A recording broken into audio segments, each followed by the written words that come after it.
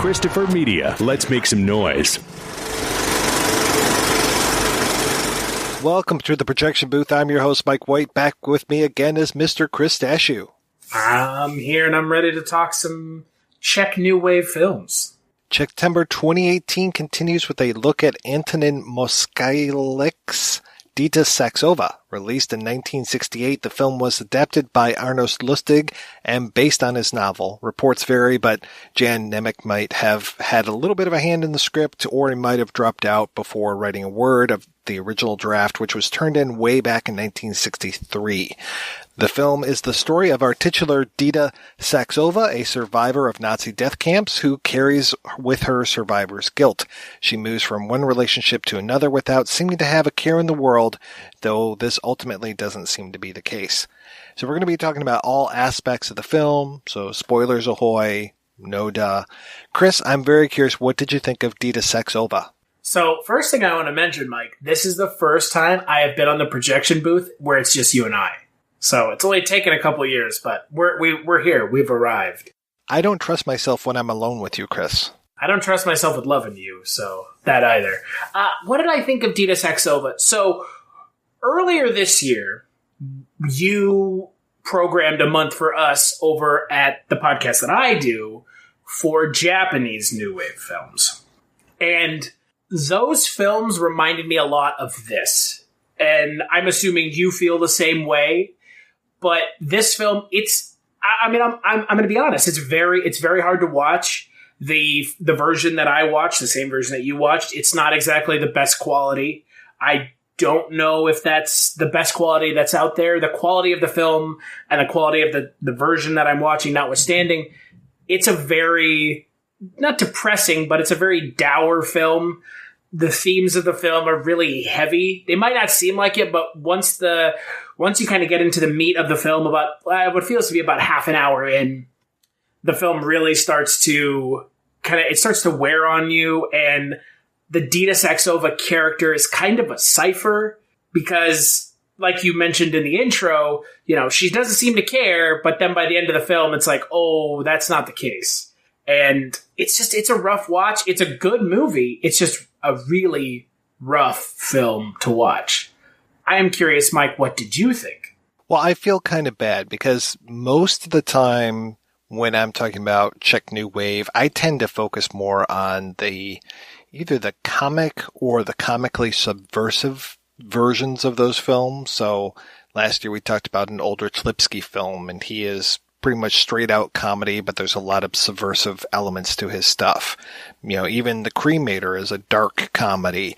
Closely Watched Trains, there's a lot of humor in that. There's not very much, if any, humor in Dita Saxova, so I feel really bad. Like last week we watched The Fifth Horseman is Fear, which is a pretty dark film, kind of depressing, but there's also, again, like this element of subversion. There's this whole idea of we are in Czechoslovakia, we're in the 60s, we're under communist rule, late 60s, things are kind of thawing out before the Prague Spring, and we can tell these stories, and we generally substitute the communists with Nazis, and so we're really telling stories about Nazis on the surface, but it's more about the communists, in reality.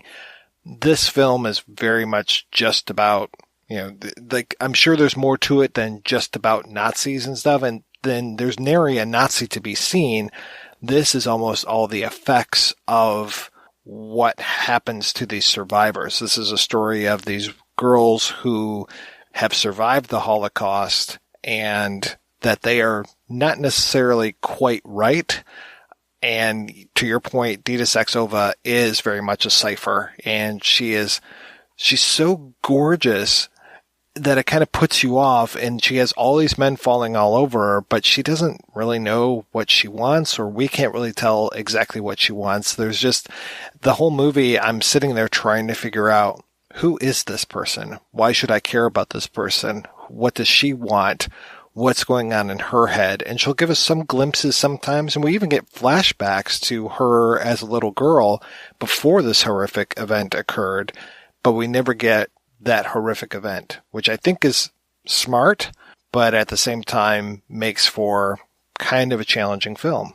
Yeah, no, this is about as challenging a film as I think I've seen in a while since Japanese New Wave month. I mean, we watched some films that month that really kind of challenge what I would consider to be my preconceived notions of film and kind of what can be entertainment and what is film. And this film kind of slots directly into that. I mean, it's not talking about the same themes. The Japanese New Wave films, the ones that we watched, were a lot about like repressed sexuality and subversive sexuality, subversive in quotations. And this film, it kind of touches on some of that, but not really. The subversiveness of this film is, like you said, it's practically non-existent. This film is pretty much about survivor's guilt and losing everything that made you who you were to a traumatic event. And that's what makes the character of Dita Saxova so kind of bizarre in a way.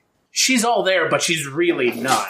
And if you're watching this film expecting to kind of gauge a better idea of to what her character is, you're not going to get it by the end of the film. Yeah, she's there almost as other characters to bounce off of. Like, we get a whole string of men, and each man seems to represent different things in the film and different things to her. There's the kind of the Bolshevik character who is, you know, very concerned about wages and these kind of things. He's like for the common man. And then you get this guy Lagos, who's played by Yuri Menzel, the director of Closely Watched Trains, and he wants to take her away to San Salvador, and he's got an uncle down there, and he wants to, you know, give her this new life. And then you've got this guy David, who's pretty much like this gigolo, and he's got this fancy car, and he's ultimately the person that she gives her virginity to. And then afterwards, there's no real connection. And you kind of get those guys coming in and out of her life. And then you get this very extended scene at a party where all three of those guys are there, plus some other men that play important roles in her life, as far as this doctor that's there examining her earlier in the film, and some other older guys. And then you also have the man who runs the house where she and these three other, well, it's more than three. There's at least four that we see, these four other girls, but I know that there are other girls that are at this place. And it's this orphanage for girls who have lost their parents in the war, and they seem to age around like 16 through 18 or so, and she really looks out for one girl, and when that girl, I'm glad I gave a spoiler warning, but when that girl dies, and I think it's suicide towards the end of the film, that's really what breaks her. Like, she's lost two of the other people that really mean a lot to her, two of the other women. They've either gotten married or moved away or both. And then when she loses the girl, it's just too much for her, and then she ends up committing suicide. Dita ends up committing suicide. At least that's how I interpret it at the end of the film. Well, I don't know how else there is to interpret it, right? I mean, you and I were kind of going back and forth before we recorded, and I asked you, I was like, did she just end up killing herself at the end? Because it's not really made clear. She goes, no more. And then the last shot is really striking. The last shot is striking. You've kind of got this pan over the mountains, and then it comes down and you kind of see the snow, and it looks to be a body kind of sitting in the snow. You take this journey with this character, and by the end of the film, you just really feel like you got punched in the stomach, because it's like, well, everything bad seems to be happening to her. She has really nothing to live for in her own mind, so she just kills herself, possibly. And it's like, Jesus, like the film is pitch black. There is very little positivity to the film. And I think that that's kind of important, because the subject matter that they're talking about is Nazis and concentration camps and, the displacement of people in concentration camps and how it affected them. And I think that that's it. This is an important film in regards to kind of the way people who were interred in concentration camps had to deal with it getting out. And I'm sure that there are people, women, men, that experienced exactly what she's experiencing from a kind of psychological standpoint, and a kind of, why did I survive when everyone else died? I mean, we've seen our fair share. Both of us have probably seen our fair share of Holocaust movies, but it almost always ends with our people inside of a camp. We barely, if ever, see, I mean, I can think of a few films that show the liberation of camps, but that's from the point of view of a soldier. It's not the people inside of the camps, and we don't get that 6 months after, 6 years later. We don't tend to get that. We'll get maybe 20 years later, and we'll see, someone with a number on their arm, those kind of things, but we don't get what we're getting here. And apparently, even though this was released in 1968, it's supposed to be more of a period piece, and it's tough for me to pick up on that this is supposed to be set more in the 50s. I just assume when I watch it that it's set in the year that it's coming out, but it's supposed to be the 50s. Apparently the dress and the way that people act and maybe even the music or whatever, it sets it in that era. But as a dumb foreigner, I'm just like, okay, yeah, it's 1968, but then that doesn't make sense as far as the timeline goes. So I'm guessing this is just a few years after World War II. So yeah, late 40s, maybe early 50s at the most. Well, and that's what I assumed as well. I mean, it's like you said, we're Americans, so we don't have a whole lot of frame of reference for, traditional Czech wear of the 50s and 60s. But, outside of some of the kind of more idiosyncrasies of Czech life, I would say that the message and the story that the film tells is pretty universal. Because obviously, I mean, it's about her being an orphan coming out of a concentration camp, but, you could look at it as any sort of traumatic event. I mean, if you experience a traumatic event, I would assume that you feel a level of emptiness. We look at any sort of things that have happened in the last 100 years in the United States or anywhere else. There have been all kinds of traumatic events. There are traumatic events happening every week in this country, unfortunately. So, I mean, I can't begin to imagine what that is like for some people, but this film, I think, does a good job of trying to give an idea as to what people who have gone through something traumatic deal with after the fact. Yeah, and she tries to make things right. I mean, one of the early scenes that we get is this guy who shows up and says, I kept this money for, I think it's either for her uncle or for her father, and ends up giving her this gold foil. So it's kind of like they managed to keep this through the war, and it was illegal for him to keep it safe and hidden. He ends up giving her this stuff, and then she buys a bracelet with the majority of it, it seems. And that bracelet just becomes this totem through so much of the film. People are always commenting on her bracelet, asking her about it, looking at it, and it just becomes such a prominent feature in the frame so many times. And then it's got her, what does she call it? Her axiom or her motto on the back, which is, life isn't always what you want, but it's what you get. And I think that also carries throughout the entire film as far as what she's just trying to deal with. And we get those flashbacks to her and her folks. And I think that's one of the last flashback that we get of that is her and her folks sitting down to dinner, which seems to be the last time that she probably had normalcy in her entire life. And then after that, it just all went to hell. No, yeah, I think that's a really kind of interesting way to close out the film, because that's the last thing we see of any characters is that flashback with her family. And the way I kind of interpret it is like her, like you said, remembering the last good time before she kills herself. Because, your life flashes before your eyes. That's kind of what you always hear. Something I do want to point out, and this is, I don't know if you notice this, the poster for the film. One of the posters for the film. It's either, I believe it's a poster, or maybe it's the box art for the DVD. It has a candle with a moth going towards it. And that there's two posters. There's one where it's just Dita Saxova and it has like a face on it. And then there's another one that has like a moth going to a candle flame.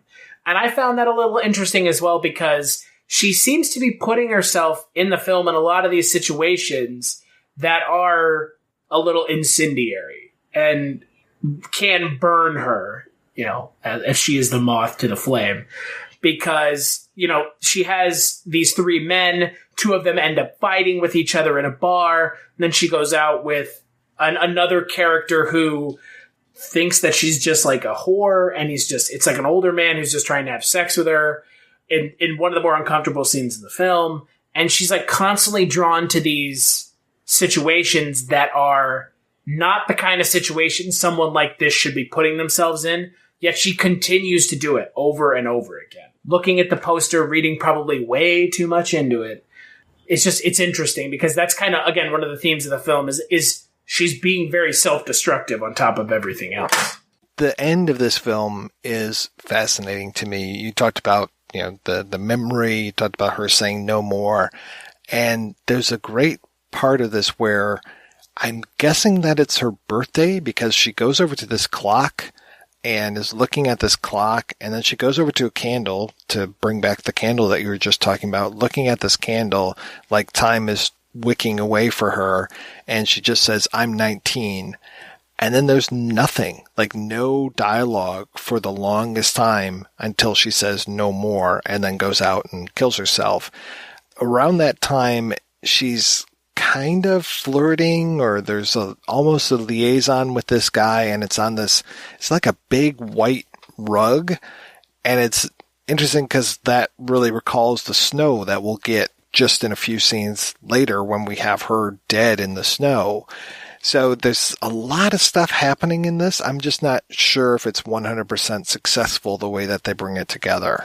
I'm kind of in the same camp with you. I don't think that the way that they ended the film really worked in a way. It left something to be desired because everything else in the film is so well done and so kind of on point and on the mark, and it doesn't feel like it's leaving. I mean, it leaves a little bit up to interpretation, but I'm not sitting thinking like, well, what did that mean? But when the ending comes, it's not that it comes out of nowhere. It doesn't feel like it's a fitting ending for this journey we've been going on with this character. It almost makes the character of Dita Saxova feel like a throwaway character. She didn't matter. And that again, it's disappointing because we took this ride with her for an hour and 50 minutes, and then she just dies off screen. And the last shot, again, super striking, but it just left something to be desired for me as well. You said that the copy that you were looking at wasn't that good. That copy is so much better than the other one that I had, which you could barely read the subtitles. It wasn't a Janus Films release, but you know how some of the old VHS tapes where the subtitles just feel like they're hanging on for dear life, and it's white over white a lot of times. So these subtitles and everything were night and day better compared to the other version. So I was super pleased with the version that you and I watched, but having not seen that really super shitty version that I could have foisted upon you, it might not have looked as good for you. So I feel bad about that. I'm sorry about that. Well, and I've been known to watch cam versions of films that are in the theaters on my PC. So it wasn't a oh, woe is me, I can't see it issue. It was more just of I feel like if the film had been in like high quality HD, it would have been really striking. Because there are a lot of really striking shots in this film, especially the end. Some of the stuff in the club is really interesting. The intro credits of the film are so interesting, where it's just her as a child staring out. And it's not like a freeze frame. It's like her as a child just staring out at the audience. And you've got the credit roll going over it. And I thought that was, I don't know why, but I just found it captivating. Yeah, that was nice, and it almost felt like an accusation. When I was on the piano teacher with you, the piano teacher had a really interesting opening credit sequence where it was kind of cutting back and forth. And this film, again, it felt very, I don't know, like you don't see American films doing anything interesting in the credit sequence.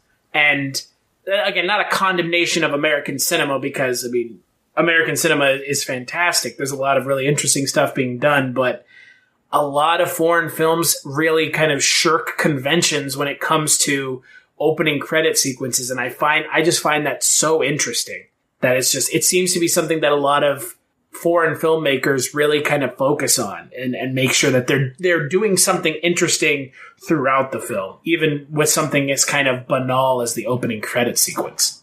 Well, the cinematographer of this was Jaroslav Kusera, who has lent some of my favorite films of the Czech New Wave. I mean, Daisies was the film. I think that might have been the film that he did before this. And he also did Pearls of the Deep, Diamonds of the Night, which was another Arnost Lustig adaptation.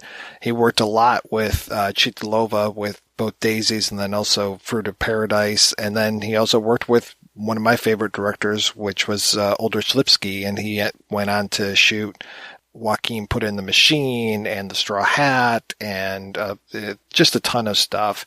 And even the editor worked a bunch with Lipski as well. He did Dinner for Adele and a few other things. So, yeah, they had some very talented people behind it. It's interesting, though, that the director, like, he had done 2 features for theatrical release before this one, but this was still relatively early in his career. He only started directing in 1962, and from what I read as far as behind the scenes, this movie was kind of kicking around since 1963. Like I said, Jan Nemec was supposed to have worked on this, and apparently there was some disagreement about the fees that were going on between he and Lustig. And then it gets a co-written by the director and Lustig for the screenplay.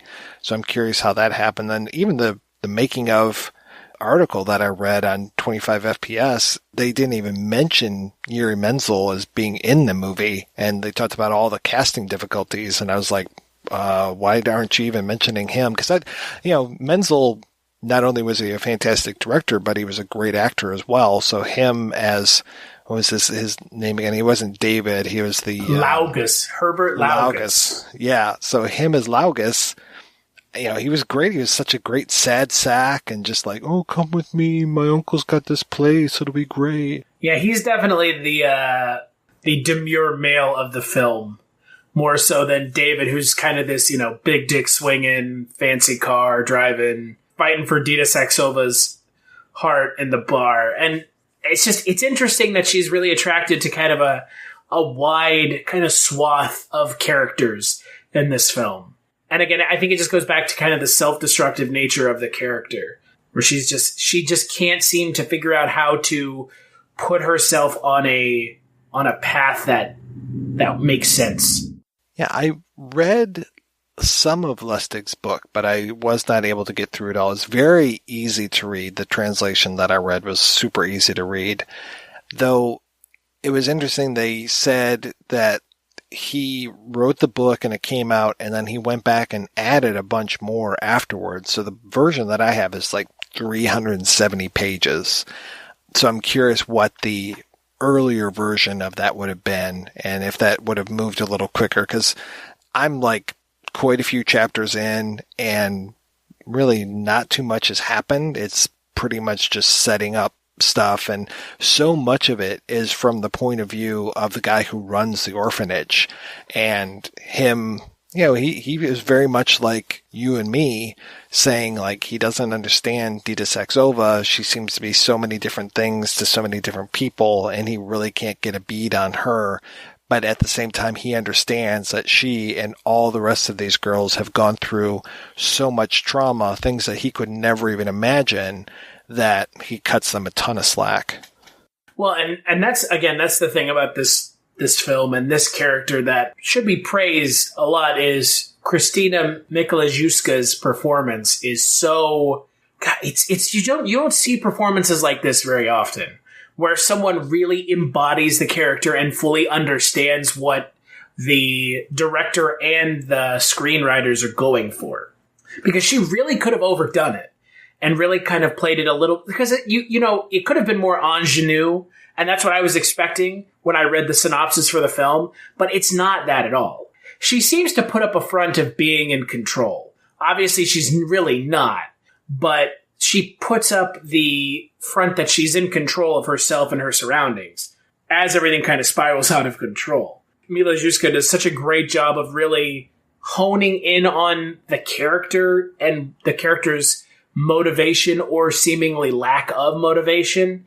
And again, I fully buy into it, that she just kind of embodies this character, and that the character's like the person who runs the orphanage just doesn't understand her at all. And I guess that's why it's such a surprise / shock at the end when she kills herself, is because one, you don't necessarily know what's going on in her head, and that she takes that extreme measure is kind of a shock. But at the same time, you want her to succeed. You want her to be okay. And that she, I don't know if we can say that she admits defeat. She lets the world beat her down. Her 2 girlfriends are gone, and the third one killed herself, the one that she really cared for. Because the doctor asks her right at the beginning, who do you love the most? And she says this girl's name, and it's just like, wow, okay, so she really cares for this person. And then when she's dead, that's it. And I think that the girl, again, kind of gleaning more from the book, I think the girl had been severely raped when she was in the camps, and they just kind of allude to that and don't really ever, say it outright. And I definitely don't think that they say it outright in the movie. So these girls are all carrying some really deep scars. Again, that's why I just kind of really am drawn to this film, is because all the characters are so broken and they're so interesting in their own. I don't think that they mentioned anything about her being raped. And that I think that, again, really makes the film a little bit more interesting, is that you kind of can draw your own conclusion as to what's driving these characters and what's kind of making them do the things that they do. And a lot of people are not going to like that. They really aren't. They're going to have a problem with a film like this where the characters really are just a lot of internalization of emotions and feelings, and the film ends really on this note of character kills herself, the end, okay.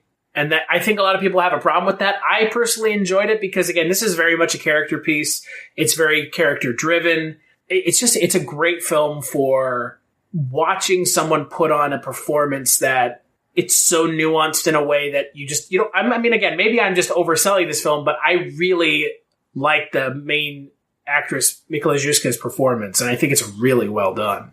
After watching it the first time, I had no idea what to think about this movie. I was just kind of shocked by the end and left a little cold. And then I went back and I watched it again a second time a couple days later, and I got a lot more out of it, even to the point of kind of figuring some things out as far as her friend, the one with the dark hair who's a little bit on the heavier side, that she sings this song when they're all together. And there's this really striking sequence where the camera's kind of wandering around this table while the 4 women or 4 girls are in this room.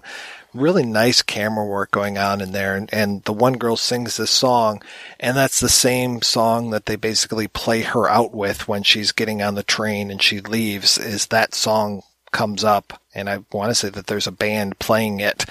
And then there's another song that Dita Saxova is kind of associated with. And then that comes back later on, I want to say in the end credits. So there are nice kind of bookends to these characters. And again, it wasn't necessarily something I picked up the first time, but the second time I watched this, I was just like, okay, I'm on board with this movie. But the first time I was really not there, and I was just like, this girl is too cold. I don't know what's going on in her head. She's too much of a cipher. And then I was able to kind of get past myself the second time I watched it. What did you think of Martin Ruzick as the Doctor? Because I also found the Doctor character to be so interesting and kind of one of the more kind of level-headed characters in the film that seems to be like a constant in her life. He's in a lot of the really important scenes in the film. And he seems to be like a kind of pseudo father figure for her, kind of like the orphanage director. And he's like, you need to kind of get on the right path. You have everything at your disposal. Come on. Every male character, older male character in this film, is like a father figure to Dita Saxova. Except for Gottlob, who is just he's just trying to just have sex with her. Which I guess you could make a statement about that in regards to paternal incest, but I mean, that's not what this film is going for, because there's no mention of Saxova's character having been raped. But again, I mean, that may have been in the book for all I know. Like I said, she doesn't really talk about the camps very much at all. There's just that one thing that she talks about to her ward, which is how she fell to her knees and was begging for her mom's life and pretty much was told no, and I can't remember. I think the guard ends up striking her, so it's just like, okay, that's it. And that's really all we get as far as her memories, and that's not something we see. That's just a spoken memory, which again, I think might make it even more powerful that we don't have to have that shown to us, that we just get it told to us. But yeah, I agree. The doctor character, the doctor and the guy who runs the orphanage, those two characters are nice constants. And I was really glad that the doctor was there at that long not nightclub, but the party sequence, let's say, as opposed to the nightclub sequence where we have that girl belly dancing for the longest time. That's a really weird club to be in. Yeah. Yeah, he's probably, outside of Dita Saxova, he's probably my favorite character in the film because, again, he's just, you feel for his character that he's doing everything he can and that he genuinely cares about these characters and these the women, and he could take advantage of them, but he's not, because he genuinely cares about them and their well-being. And then, the way the film ends, you can only imagine what happens after. All these characters are so they're dealing with trauma, and then one of the characters goes and does this, and then they're having to now they're really dealing with firsthand trauma as opposed to trying to kind of help those who had firsthand trauma. I've seen him show up before. I mean, that's one of the things that's kind of nice about a lot of these Czech films is that you only have a limited amount of people who are working on them. So you get to see these faces kind of come and go through a lot of roles. Like he was actually in Happy End, which we talked about last year. He did a voice apparently in Marketa Lazarova, which we're going to be talking about in a couple weeks. We talked last week on, And the Fifth Horseman is Fear, about the character who ends up popping up in this, Ilya Prakar, who's the bartender. And so he just has a handful of lines, but he's one of those great faces. Usually he plays a Nazi officer or some sort of real bastard, but he shows up in this and he was just this nice friendly bartender and kind of trying to settle these guys down. Cause there's that whole conversation of the two older guys that are at the bar. And I keep thinking that there's more to that conversation. If I was better versed in what was going on in the world at that time, I might have understood a little bit more of what these two guys were talking about, but it kind of went over my head, unfortunately. So I'm curious, because I haven't seen any other Czech New Wave films, and you touched on it at the beginning a little bit. This one, for you, where does it kind of fall in the spectrum? Because I'm assuming, similarly to Japanese New Wave, there are some New Wave films that are just okay. I don't think that I've seen nearly enough to put anything into any sort of list. Like I said before, I tend to enjoy the ones that I've seen that are more groundbreaking. When you and I talked about Japanese New Wave, one of the things that kept coming up in all of those films was the way that the filmmakers were playing with form. You get something like Funeral Parade of Roses, which really played with the form, and it was just kind of balls out, not nuts, Well, and this film is really straightforward. Exactly. Aside from the flashbacks, there is nothing experimental done in this film, which is, I was surprised by, because that's kind of what I was expecting. When you think of New Wave in any reference to anything, you think of the British New Wave music or any New Wave anything. You think of an experimental take or a more kind of progressive take on a genre of whatever it's in reference to. Coming forward, we're going to have to just call this, just Czechtember, and not necessarily say that we're focusing on Czech New Wave, because there's even stuff in the 80s, the 90s, the later 70s, after the quote-unquote New Wave movement is over for all intents and purposes. So it's just got to be more just Czech stuff. But, 68 was kind of where things changed as far as, the politics of the country really changed again for the worse. A lot of filmmakers were actually forbidden from making films after 68. A lot of people moved into television work.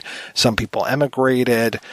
So it was the end of this era. But yeah, this isn't what I'm used to when it comes to Czech New Wave. I am more used to playing with the form or playing with the politics or just the subversive nature of stuff. And I'm used to a lot more humor. And I think humor kept people off balance. So it was easier to get things through to the public with humor. So even like the dark humor of like Transport from Paradise or these kind of things where it's, about a ghetto and it's about Nazis and it's about this, it's about that, but you kind of throw in a laugh in order to almost make it sting a little bit more when it comes to your other points. Whereas this film, I think you used the word dour when you were first describing it, and that's what this feels like. It's a very staid, kind of dour. It's a beautiful film. It's a well-made film. Doesn't have those things that I earmark as far as being new wave, but that's not to say that this is a bad film by any means. Yeah, no, it's a very serious film, and it's so serious that it kind of took the wind out of me a little bit that it was so serious and so depressing, because it is depressing, and that's partially due to, or primarily due to, the source material. And that for me is kind of what I wasn't expecting when I went into this film. I wasn't expecting a really serious, dramatic piece, and that's what it is. I mean, like you mentioned, some of those Japanese New Wave films, I mean, think about Death by Hanging or Funeral Parade for Roses. There's some humor. I mean, it's very dark humor. But at the same time, it helps to lighten, like you said, lighten the mood. And, this film could have used it. I guess maybe not. I mean, I think this film is really good. Like, one of the better films I've seen in a really long time. So I don't think it needs it, but for a mainstream audience who's not watching this film anyways, because let's be honest, this film is about as far outside the mainstream realm of something anyone's going to watch, unfortunately, that I guess it doesn't really need it, but it's so, no pun intended, it's so black and white with kind of the tone that it kind of just pulls all the wind out of you. Yeah, and I think that's why I didn't necessarily like it the first time I saw it, was I felt flattened by this movie. Oh, it completely made me feel the exact same way. Like we said, I messaged you, or we were talking back and forth earlier today, and I was just like, oh, this is how this movie ended? Like, it's really? Boy, man, really just goes for it right at the end. It takes the knife, sticks it in, and then twists it just like a full 180 degrees. And that's what it felt like at the end. Because I don't think there's any question as to whether or not the character kills herself. And it does feel, and I mean, we don't want to have kind of an existential discussion about suicide, but it does feel like the character kind of just gives into the worst side of what her character has dealt with as opposed to persevering. She kind of lets the self-destruction really take hold of her. And I mean, it makes sense in the kind of the progression of the film and the progression of the character, but it doesn't make it any less impactful. And, they always say like the best ending of a film is the one that kind of seems inevitable. And the ending of the film does seem inevitable. And it makes sense that that's how the film ends, but it doesn't make it any less impactful that it was so inevitable. Yeah, they always talk about the numbers when it comes to the Holocaust, and I'm curious as far as what were those suicide numbers afterwards? Like, after the war officially ended, after the camps were liberated, what kind of suicide rate were there in these countries where you had the survivors? I mean, it must have been so devastating for people. That's the thing about the Holocaust that always, like you said, no one ever talks about, is just the effects afterwards. And again, I mean, the Holocaust against the Ukrainians in Russia. I mean, all these things in Eastern Europe were so horrible for these people that you can't help but wonder how true this story was for so many people. And that's kind of the thing that really puts this film in perspective for me, is that this film really has to have been true to life in some respects. Maybe not 100% true to life, but you can imagine real people actually kind of feeling empty and without purpose and kind of just sleepwalking through life and just looking for the next thing to fill an empty void in their their being. And it's realistic, especially, it's like dealing with depression. That's the way a lot of people with depression are. As someone who's coped with it myself, that's the way you feel, is you feel like you're just kind of going through life without purpose. And that's what the character of Dita Saxova shows in the film. She's kind of going through life without a purpose, sleepwalking from one situation to the next, looking to fill her life with something, and ultimately she just can't.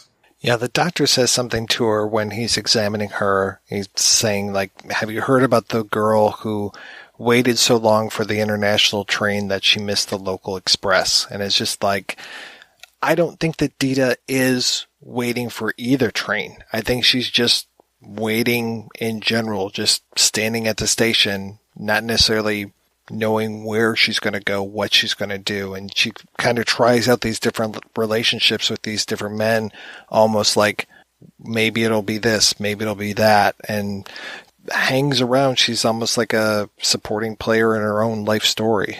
Well, and she has multiple opportunities to leave, to go, to make a better life for herself, especially with Jerry Menzel's character. They could have left. She could have left with him, and she chose not to. Hell, she could have gone with Gottlob. That would have been a terrible option, but an option nonetheless.